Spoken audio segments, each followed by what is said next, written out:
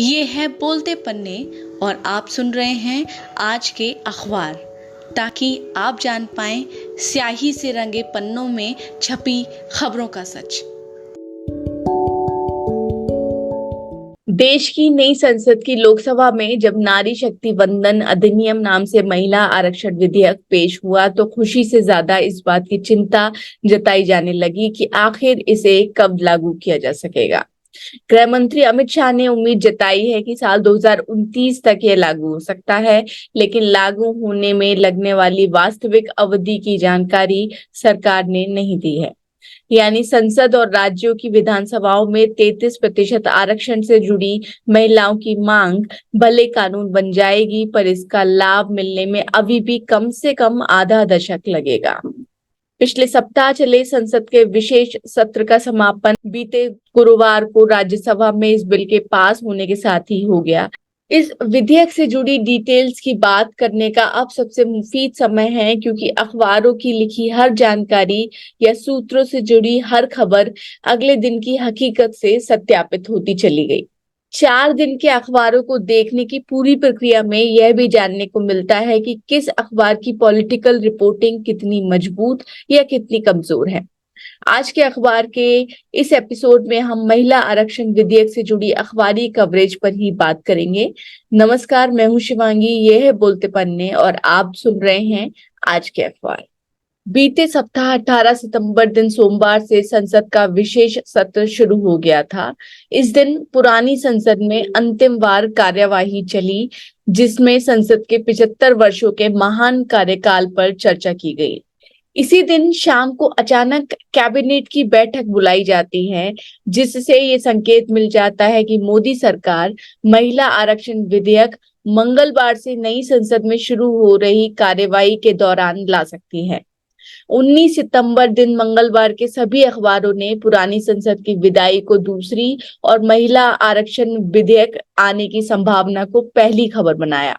ज्यादातर अखबारों ने ये खबर सूत्रों के हवाले से लगाई कि कैबिनेट ने बिल को मंजूरी दे दी है और ये बिल मंगलवार को लाया जा सकता है, क्योंकि सोमवार रात तक इस पर कोई भी आधिकारिक घोषणा नहीं आई थी। लेकिन इस मामले में द इंडियन एक्सप्रेस और टाइम्स ऑफ इंडिया ने एक कदम आगे आकर जो जानकारियां दी, उसने नई संसद में प्रवेश करने वाले सांसदों तक को चौंका दिया। विपक्ष के सांसद कहते मिले कि उन्हें मीडिया से बिल पर जानकारी मिल रही है, जबकि लोकतांत्रिक सरकार में ये जानकारियां सरकार को अपने विपक्ष को देनी चाहिए।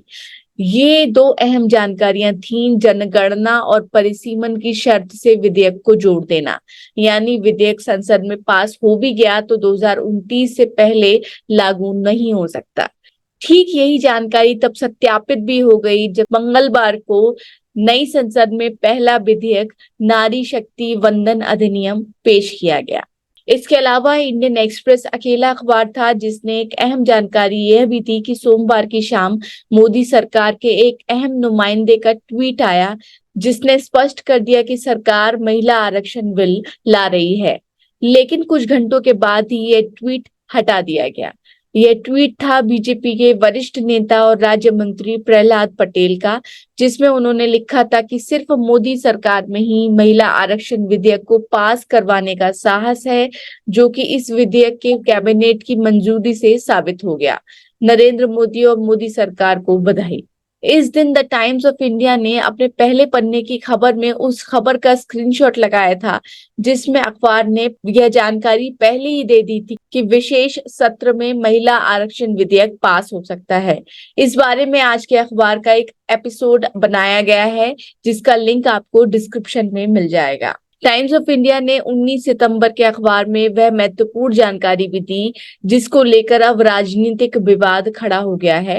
अखबार ने बताया कि नई संसद में पेश होने वाले विधेयक में SC/ST महिलाओं के लिए पूर्व निर्धारित कोटा जारी रहेगा। 19 सितंबर को जब ये विधेयक नई संसद में लाया गया तो सबसे ज्यादा विवाद इसी पर शुरू हो गया कि कोटे के अंदर कोटे का लाभ OBC महिलाओं को क्यों नहीं दिया जा रहा है। दूसरी ओर हिंदुस्तान टाइम्स की दी गई जानकारी एक दिन के बाद गलत साबित हुई। अखबार ने लिखा कि 2010 के विधेयक के विपरीत इस बार लाया जा रहा विधेयक महिलाओं को राज्यसभा और राज्यों की विधान परिषद में भी 33% आरक्षण देगा। हिंदी अखबारों की बात करें तो अंदर की खबरें यहाँ सिरे से गायब थी। अब बात कर लेते हैं 20 सितंबर के अखबारों की, जहां नारी शक्ति वंदन अधिनियम नाम से लोकसभा में पेश किए गए विधेयक के बारे में सभी अखबारों ने वही जानकारी लिखी जो एक दिन पहले एक्सप्रेस और टाइम्स ऑफ इंडिया बता चुके थे। यानी आरक्षण लागू होने में कम से कम 2029 तक का समय लगेगा। महिला कोटे के अंदर कोटे का लाभ ओबीसी महिलाओं को नहीं मिलेगा। इस दिन के संपादकीय में अखबारों का इस विधेयक पर स्टैंड साफ हो जाता है। इंडियन एक्सप्रेस ने लिखा, भले यह कोटा 2029 में लागू होगा, लेकिन देश के लोकतांत्रिक सफर में इसका पास होना ही एक बड़ी सफलता है। दैनिक जागरण ने लिखा कि परिसीमन के बाद कोटा लागू होने से सीटें बढ़ जाएंगी, जिससे पुरुष राजनेताओं को अपनी राजनीति के खतरे में पड़ने की चिंता नहीं रह जाएगी। अखबार लिखता है कि शायद यही वजह रही कि सभी इस विधेयक पर सहमत हैं। द टाइम्स ऑफ इंडिया ने अपने संपादकीय में लिखा कि भले यह विधेयक इस कोटे के लागू होने की अवधि का स्पष्ट संकेत देता हो, लेकिन कुछ प्रमुख बिंदुओं पर इसमें उतनी ही अस्पष्टता है जितनी साल 2008 के विधेयक में थी, जो 2010 में राज्यसभा में तो पास हो गया, लेकिन लोकसभा में आम सहमति नहीं बना पाया था। अखबार ने ये दो बिंदु बताए हैं कि यह कोटा किस तरह लागू होगा और क्या हर चुनाव से पहले रोटेशनल बेस पर विमेन कोटा दिया जाएगा। अंत में अखबार यह भी लिखता है कि भले यह 5 साल बाद लागू हो, लेकिन जीतने योग्य महिला प्रत्याशियों की खोज और उन्हें टिकट देने की मुहिम सभी राजनीतिक दलों को इस आम चुनाव से ही शुरू कर देनी चाहिए। हिंदुस्तान टाइम्स ने अपने संपादकीय में लिखा कि वैश्विक स्तर पर महिला विधायकों का औसत 26.2% है, जबकि देश की लोकसभा में महिलाओं की भागीदारी 15% से भी कम है और राज्यों की विधानसभाओं में भी स्थिति खराब है। अखबार ने यह भी लिखा कि अब कोई भी दल महिला विरोधी नहीं दिखना चाहते, इसलिए वे पार्टियां भी बिल के समर्थन में आ गई हैं, जो पारंपरिक रूप से कई मुद्दों पर इसका विरोध करती आई थी। साथ ही अखबार ने लिखा कि महिला कोटे को सभी समस्याओं का हल नहीं मान लेना चाहिए और समाज व सरकार को उन्हें समान शिक्षा, स्वास्थ्य, इकोनॉमिक अवसर मुहैया कराने चाहिए। द हिंदू ने इस दिन आरक्षण पर संपादकीय नहीं लिखा, लेकिन 21 सितंबर के संपादकीय में इससे जुड़े प्रश्न उठाए। अखबार ने लिखा कि महिला आरक्षण विधेयक का राजनीति की अदृश्य बाधाओं को लांघकर लोकसभा में पारित होना स्वागत योग्य है। 30 साल पहले पहली बार यह विधेयक संसद में पेश किया गया था। अखबार लिखता है कि इस विधेयक में लिखी 2 शर्तें इसके लागू होने में सबसे बड़ा अड़ंगा हैं।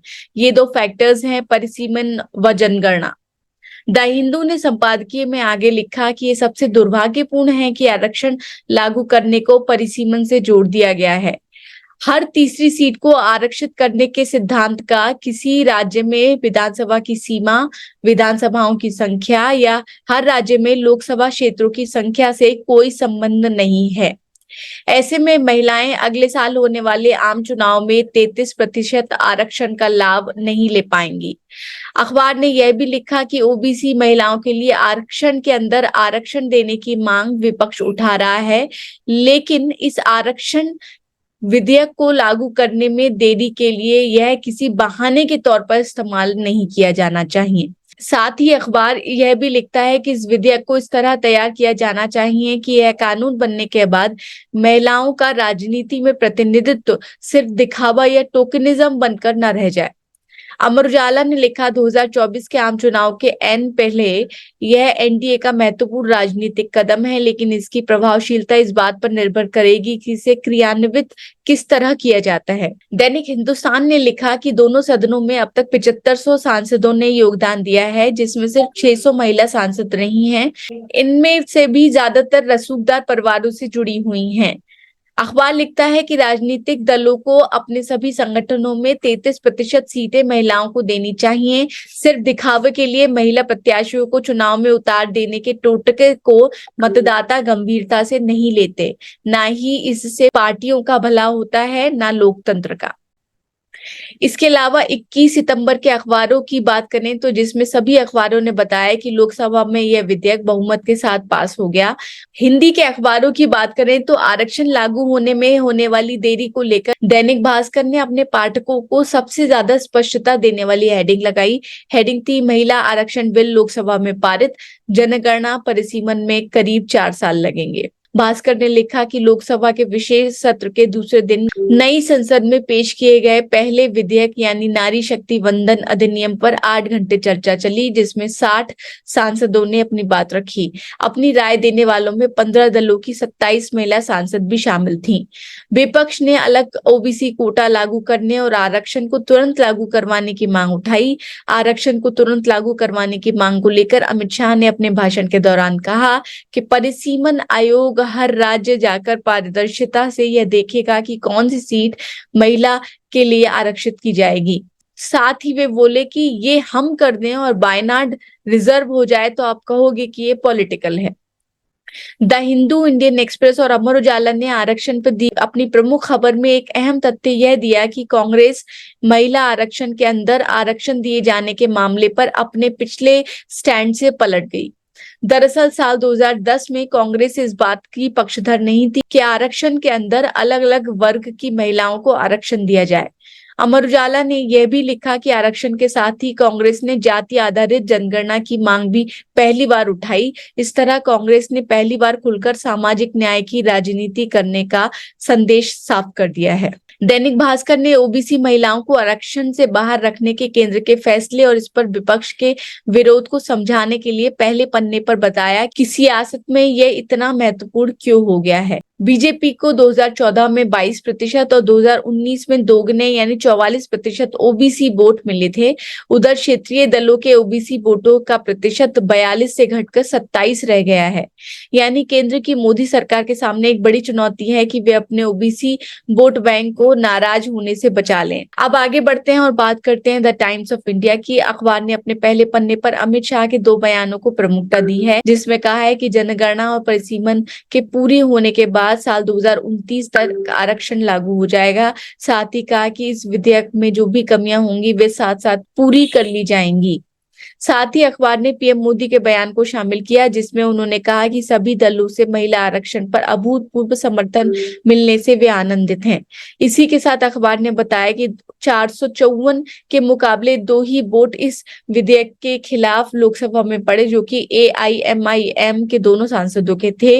इन दोनों सांसदों ने आरक्षण के अंदर मुस्लिम और ओबीसी महिलाओं को आरक्षण दिए जाने की मांग करते हुए समर्थन नहीं दिया। द हिंदुस्तान टाइम्स ने मुख्य खबर में सोनिया गांधी के बयान को प्रमुखता दी, जिसमें उन्होंने कहा कि औरतें पिछले 13 साल से बड़े धैर्य से इस विधेयक का इंतजार कर रही हैं, लेकिन अब उन्हें कुछ और वर्षों के इंतजार के लिए कहा जा रहा है। और कितने साल? 2, 3, 6, 8 और कितने साल? दरअसल लोकसभा पर हुई चर्चा में सोनिया गांधी मुख्य वक्ता के तौर पर बोली और उन्होंने कहा कि महिला आरक्षण विधेयक को सबसे पहले उनके जीवन साथी राजीव गांधी लेकर आए थे। दरअसल पूर्व प्रधानमंत्री राजीव गांधी ने 1989 में पंचायत और स्थानीय निकाय चुनाव में महिलाओं को 1/3 आरक्षण दिलाने के लिए विधेयक पारित कराने की कोशिश की थी। यह विधेयक लोकसभा में पारित तो हो गया, लेकिन राज्यों की विधानसभाओं में इसका बहुत विरोध हुआ। राज्यों का कहना था कि उनकी शक्तियां इससे कम हो जाएंगी। इसके बाद अगली सरकार नरसिम्हा राव की आई, जिसमें संविधान के 73वें और 74वें संशोधन के साथ लोकतंत्र की बुनियादी संस्थाओं में महिलाओं का आरक्षण पक्का कर दिया गया, जो अब भी बेहतर नतीजे दे रहा है। जब देश की पंचायत और स्थानीय निकाय चुनाव में महिलाओं को आरक्षण मिल गया, तो देश की संसद और विधानसभाओं में महिला आरक्षण की मांग जोर पकड़ने लगी। संसद और विधानसभाओं में महिला आरक्षण लाने से जुड़े विधेयक को HD देवेगौड़ा की सरकार ने पहली बार 12 सितंबर 1996 में पेश करने की कोशिश की। इस गठबंधन सरकार को कांग्रेस बाहर से समर्थन दे रही थी। मुलायम सिंह यादव और लालू प्रसाद इस सरकार के 2 मुख्य स्तंभ थे, जो महिला आरक्षण के विरोधी थे। इसके बाद 1997, 1998 और 1999 में भी विधेयक को पास कराने की कोशिश हुई। फिर 2003 में अटल बिहारी की NDA सरकार ने फिर कोशिश की लेकिन विधेयक पारित नहीं हो सका। इसके बाद 2010 में प्रधानमंत्री मनमोहन सिंह वाली यूपीए की सरकार में राज्यसभा में यह विधेयक पारित हो गया, लेकिन यह लोकसभा में तब भी पास नहीं हो सका। इसी संस्थान के हिंदी अखबार दैनिक हिंदुस्तान की बात करें तो हेडिंग है महिला आरक्षण बिल लोकसभा में पास। अखबार ने एक एडिशनल जानकारी यह दी कि वोटिंग के दौरान 83 सदस्य अनुपस्थित रहे। बात दैनिक जागरण की करें तो अखबार ने लिखा कि इस विधेयक को कानून मंत्री अर्जुन राम मेघवाल लाए, लेकिन सरकार की ओर से मुख्य भूमिका में गृह मंत्री अमित शाह रहे। उन्होंने हर आशंका को दूर किया। पहले पन्ने पर ही अखबार ने एक विश्लेषण दिया है, हेडिंग है विपक्षी गठबंधन भी महिला आरक्षण में ढूंढ रहा शक्ति। लेख में कहा गया है कि महिला कोटे में ओबीसी आरक्षण का मुद्दा 5 राज्यों के विधानसभा चुनाव में प्रमुख चुनावी मुद्दा बन सकता है। और अब बात कर रहे हैं 22 सितंबर के अखबारों की। सभी अखबारों ने खबर दी कि महिलाओं को लोकसभा और राज्यों की विधानसभाओं में 33% आरक्षण देने वाला विधेयक राज्यसभा में मौजूद सभी 214 सांसदों के बहुमत से पास हो गया। इसके विरोध में कोई मत नहीं पड़ा। दैनिक जागरण ने लिखा कि वित्त मंत्री निर्मला सीतारमण ने विधानसभा में कहा कि साल 2019 के आम चुनाव से पहले होने वाले विधानसभा चुनाव के दौरान ही यह विधेयक लागू हो सकता है। साथ ही वह बोली कि राज्यसभा में महिला कोटे का लाभ इसलिए नहीं दिया जा सकता क्योंकि इसके सदस्यों का चुनाव आनुपातिक प्रतिनिधित्व व वरीयता मत के आधार पर होता है। दैनिक हिंदुस्तान ने लिखा कि राज्यसभा में 10 घंटे 30 मिनट चली चर्चा और 72 विधायकों की राय के बाद यह विधेयक पास हुआ।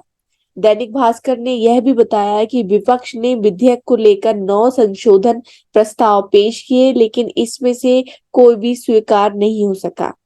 इस विधेयक के पास होते ही संसद का 5 दिन का विशेष सत्र 4 दिन में ही पूर्ण कर अनिश्चितकाल के लिए स्थगित कर दिया गया। अखबार ने यह भी जानकारी दी कि अब यह विधेयक राज्यों की विधानसभाओं में भेजा जाएगा।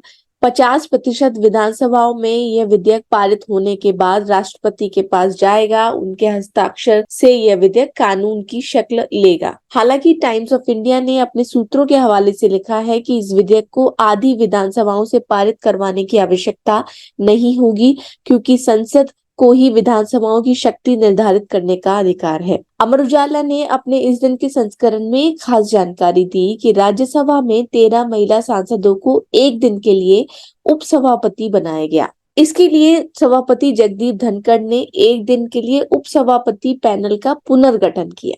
तो दोस्तों, ये थी महिला आरक्षण विधेयक से जुड़ी अखबारी कवरेज की समीक्षा। उम्मीद है ये पॉडकास्ट आपको जानकारी परक लगा होगा। फिर मिलेंगे आज के अखबार के एक नए एपिसोड के साथ। मैं हूं शिवांगी, लेती हूं आपसे विदा। नमस्कार।